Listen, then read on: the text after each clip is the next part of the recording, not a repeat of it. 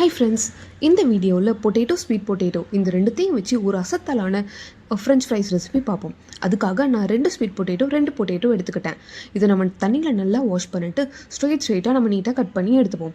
அதுக்கப்புறமேட்டு இதில் நான் டிஸ்கிரிப்ஷனில் மென்ஷன் பண்ணியிருக்க எல்லா மசாலாவும் ஆட் பண்ணிக்கலாம். மசாலா எல்லாத்தையும் ஆட் பண்ணிட்டு இது கூட நம்ம கொஞ்சமாக ரைஸ் ஃப்ளார், அப்புறம் பேசன், கார்ன்ஃப்ளார் இந்த எல்லாத்தையும் நம்ம மூணுத்தையும் போட்டு நல்லா மிக்ஸ் பண்ணிக்கலாம். இது எல்லாத்தையும் மிக்ஸ் பண்ணதுக்கப்புறமேட்டு அதை நம்ம டைரெக்டாகவே எண்ணெயில் பொரிச்சிருவோம். நான் பண்ண தப்பை நீங்கள் பண்ணிடாதீங்க. நான் என்ன பண்ணிட்டேன், இது எல்லாத்தையும் நம்ம மிக்ஸ் பண்ணிட்டு கொஞ்சமாக தண்ணி தெளிச்சிட்டேன். இந்த தண்ணி தெளிச்சதுனால என்ன ஆயிடுச்சுன்னா, நம்ம எல்லாத்தையும் போட்டு பொரிச்சதுக்கப்புறமேட்டு மசாலா தனியாக பிரிஞ்சு கீழே வடை சட்டியில் டெபாசிட் ஆக ஆரம்பிச்சுது. அதனால் நீங்கள் தயவு செஞ்சு அந்த தப்பை பண்ணிடாதீங்க. நம்ம டைரெக்டாகவே எல்லா மிக்சரையும் மிக்ஸ் பண்ணிவிட்டு நம்ம டைரெக்டாக எண்ணெயில் போட்டு பொரிக்க முடியும்.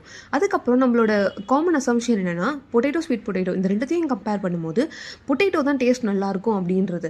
ஆனால் என்னோட கேஸில் நீங்கள் பார்த்தீங்கன்னா, பொட்டேட்டோ கூட ஒரு கொஞ்ச நேரம் ஆகிடுச்சுன்னா சாகி ஆகிடும். ஆனால் ஸ்வீட் பொட்டேட்டோ பல மணி நேரம் ஆனதுக்கப்புறமேட்டும் செம்ம கிறிஸ்பியாகவும் க்ரன்ச்சியாகவும் இருந்தது. அதனால நீங்கள் கண்டிப்பாக ஸ்வீட் பொட்டேட்டோ ட்ரை பண்ணணும். அது இல்லாமல் இந்த எல்லாத்தையும் நாங்கள் பண்ணதுக்கப்புறமேட்டு அதில் நான் கொஞ்சம் பெரிய பெரிய மசாலா தூவி சாப்பிட்டேன். அதோட டேஸ்ட் அவ்வளோ அசத்தலாக இருந்தது. நீங்களும் ட்ரை பண்ணுங்கள். உங்கள் லவ்ட் ஒன்ஸ்க்கு செஞ்சு கொடுத்து என்ஜாய் பண்ணுங்கள்.